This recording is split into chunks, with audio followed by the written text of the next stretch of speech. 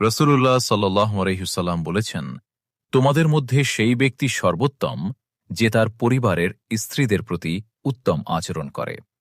একটা প্রশ্ন করি, তুমি কি কখনো ভেবেছে একটা মেয়ে হয়ে জন্মানোটা কতটা ভারী হতে পারে?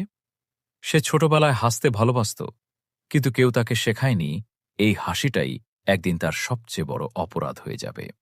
ছোট্টবেলা থেকেই বলা হতো, মেয়ে মানুষ বেশি কথা বলে না, মেয়ে মানুষ বেশি হাসে না, মেয়ে মানুষ স্বপ্ন দেখতে নেই।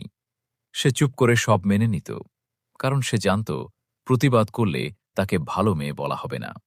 একদিন সে বড় হল, স্বপ্ন ছিল পড়াশোনা করবে, নিজের পায়ে দাঁড়াবে। কিন্তু সমাজ বলল, বিয়ে করো, এত পড়াশোনা করে কি হবে? সে আবার চুপ করল, কারণ পরিবারের সম্মান তার নিজের জীবনের থেকেও বড় ছিল। বিয়ের পর সবাই বলল, এখন তুমি সুখে থাকবে। কিন্তু কেউ জানে না রাতে সে কতবার বালিশ ভিজিয়ে কেঁদেছে। কেউ জানে না সে কত অপমান হাসি মুখে সহ্য করেছে। কারণ সে মেয়ে, তার কষ্ট নাকি দেখানোর মতো না। একদিন সে আয়নার সামনে দাঁড়িয়ে নিজেকে প্রশ্ন করল, আমি কি সত্যিই বেঁচে আছি, নাকি শুধু বেঁচে থাকার অভিনয় করছি? কেউ তার মনের খবর নেয়নি, কারণ মেয়েদের কষ্ট নাকি নীরব হওয়াই ভালো।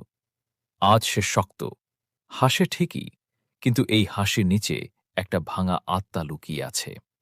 সে শুধু একটা মেয়ে ছিল, যাকে সবাই শক্ত হতে বলেছে, কিন্তু কেউ কখনো জিজ্ঞেস করেনি, তুমি কেমন আছো? সে শুধু একটা মেয়ে ছিল, যাকে ইসলাম সম্মান দিয়েছে, কিন্তু সমাজ দেয়নি। ভিডিওটা শুনতে ভালো লাগলে আরও ভিডিও পেতে লাইক আর সাবস্ক্রাইব করে দেবেন, এতে উৎসাহিত হতে সাহায্য করে। ধন্যবাদ ভিডিওটি শোনার জন্য। এটা আমার মতে মেয়ের জীবনী।